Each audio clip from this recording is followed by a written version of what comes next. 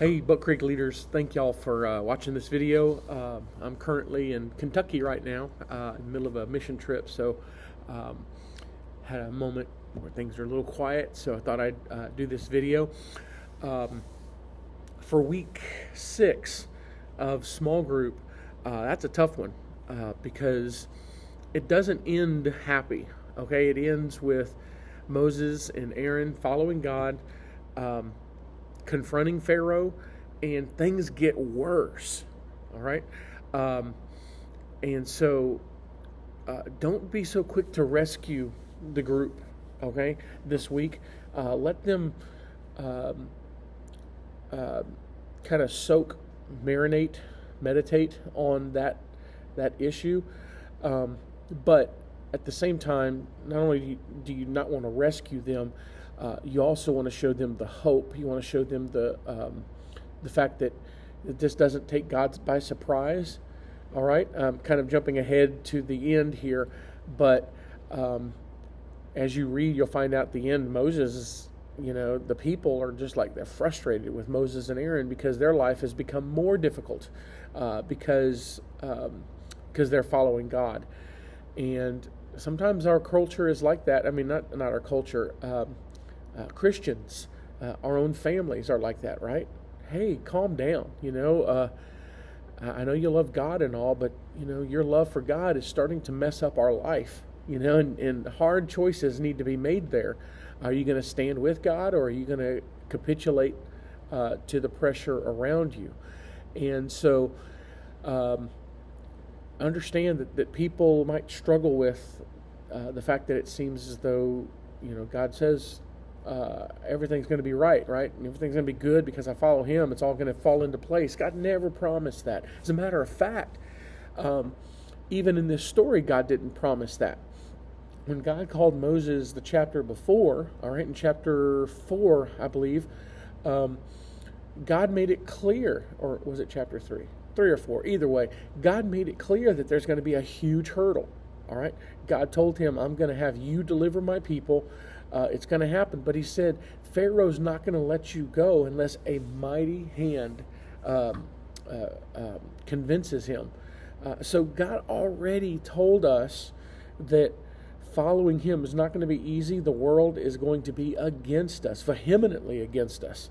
And we know that. We hear that in small group, or we hear that in a sermon, and we're like, yeah, that's right. Persecution is going to come. But when persecution actually does come, it seems as though our first gut reaction is to blame God, when He already promised that was going to happen and that He'll get us through. But it won't be easy. And so, isn't it crazy how we forget that, and then we tend to get mad at God? What are you doing, God? And God already said that was going to happen. So this Sunday is going to be a very good lesson if we allow it to, and just let us wrestle with that. All right. Well, before I jump in, just want to always remind your people what's the purpose. What are we doing here as a church? We're here to hold each other accountable and be responsible for one another.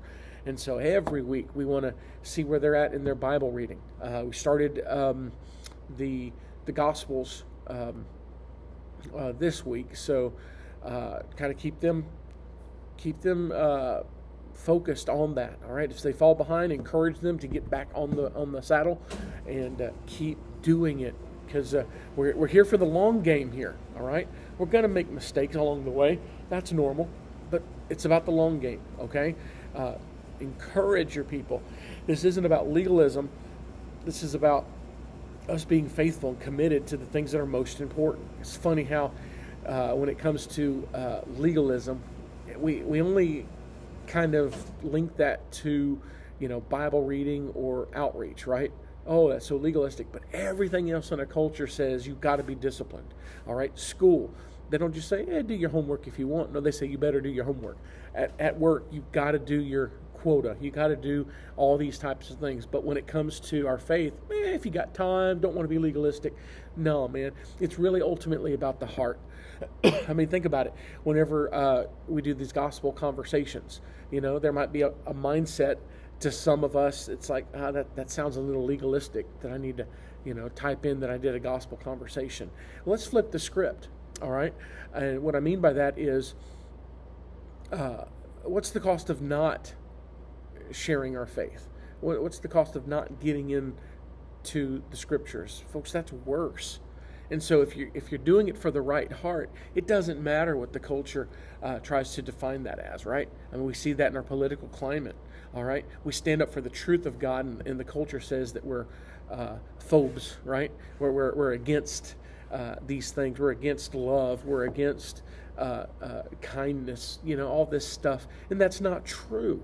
So we cannot. We're not in charge of how people interpret our good deeds, right? We're not in charge of that. What we are called to do is do them. Okay? Do them with the right heart, not out of legalism, but out of love for God. We want to pursue Him, and we want to tell others about Him.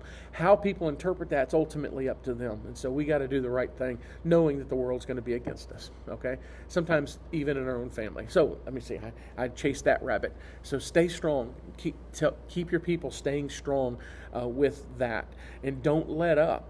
All right? Don't let up. People in your group are going to start being like Exodus chapter 5. Calm down. We'll get in the Word when we can. No.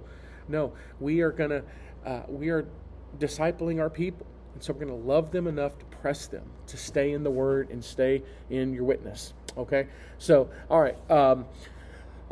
Let's see, announcement. We got the trunk or treat, all right, coming up. We got the shoebox ministry, all right? And you'll be hearing in the near future, there is a wonderful opportunity. There are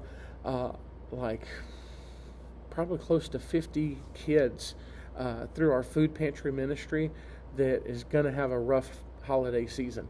And so you'll be hearing more information about that. But let's get ourselves, individuals, small groups, whatever, involved in helping these kids to have some sort of a Christmas. Again, you'll be hearing more about that, but just some great opportunities.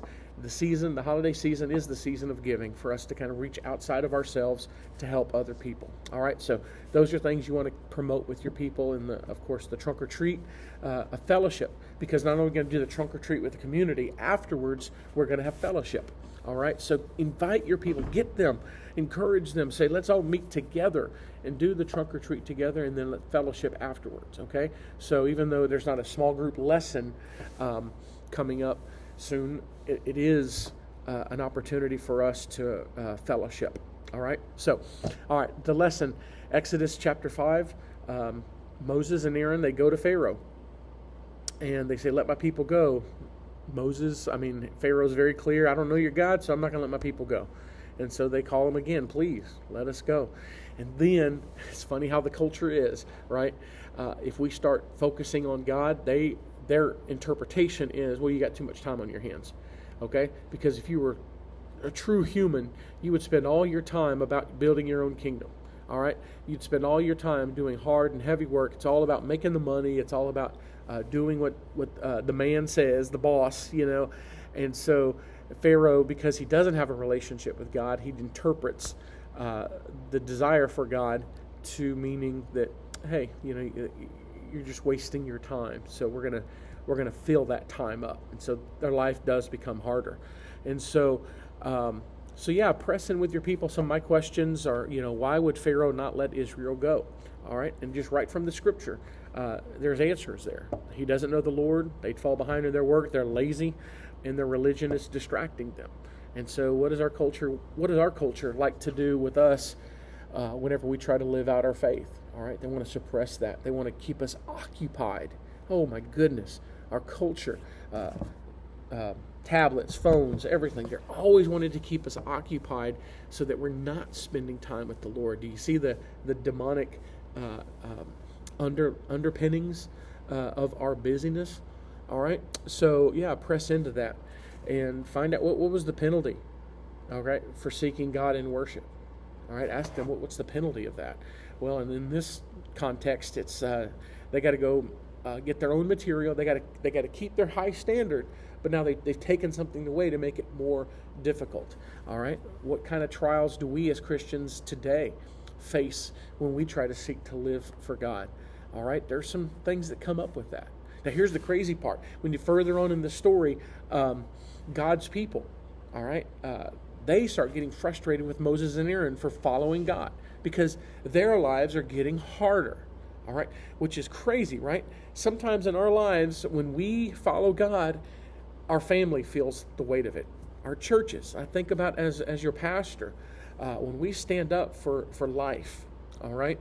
When we stand up for the unborn, when we stand up for God's definition of marriage in sexuality, I feel the weight of the fact that when I speak on these things, I represent Buck Creek Baptist Church, and so when I do these things as a culture, we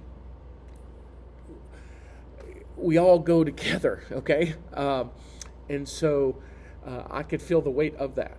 But is that going to cause me to stay silent? Is that going to cause Moses and Aaron to say, you know what, we're kind of burdening the people by following God, so should we back up from that? And so, yeah, you got that going on. And so Moses and Aaron have a decision to make. But here's the crazy part. We know the story. Because of Moses and Aaron standing up, we have the deliverance, all right? We have the Exodus account. What if Moses and Aaron decided, you know what, this is too tough for the people. Let's just calm down. Let's back up. The people are saying, we're making life difficult. Here's the key that we forget, okay? Not only in our culture today, but back then is a good example, all right? When our own people want us to calm down and slow down so that life will be easier, question, is life easy? In Moses' people, they're like, hey, calm down because now we're having to make bricks without straw. Did we forget that they're killing our babies, throwing them into the Nile River? We are enslaved. All right, so if Moses and Aaron did stop, they're still in trouble. They're still on that low trajectory of being decimated, okay, by Egypt, but even a deeper level by Satan himself, who wants to destroy this line. All right, so the thing is, we need people to stand in the gap. Yes, things are going to get harder at first, but that's okay, because the reality is the ship is already going down. All right, we need someone to get in there and fix it. All right, we need bridge builders. And so Moses and Aaron, again, if they didn't stand up, the ship was still going to go down. But because they stood up, because they stood for God, the ship was able to be righted. Okay, and now we have the Exodus account. Charlie Kirk is a great example of that. Okay, how many people would just tell Charlie Kirk, hey, calm down. I know you're speaking truth, but it's making people upset. Are you kidding? The people are already upset with us every time we speak the truth. They never stay silent, or they never compromise, but they're always 100% of the time asking us to compromise. And so, folks, there's got to come a point where we say no more. All right? Now, when we say no more, is that going to make life more difficult? Yes. Okay? Charlie Kirk is the example of that. All right? He lost his life for this mission. But do you see that the end result of this is? How many people have come to know the Lord because Charlie Kirk stood in the gap? How many young people are now, I mean, this is crazy. The church attendance for teenagers and 20-year-olds have skyrocketed these past couple of years. Why? Because people are standing in the gap. People are resisting the pull to compromise, even by our own families and people. And so we're going to see a change only when people say, you know what, I'm going to listen to God over man, even my own family. And so, yeah, it doesn't end happily yet. Okay, the story's not over, but as of now, they're feeling the weight of the cost of following God, and we need to feel that too, but also understand that the story is not over. All right, so there's our recap for Exodus chapter 5. All right, well, God bless y'all. Pray for us. We got one day. Today's Friday. We're going to be hitting it hard, doing some projects in this area, and so. Yeah, pray for our safety and that we all get things, hopefully get our projects complete. All right. Well, see you guys Sunday and have a blessed one. Bye.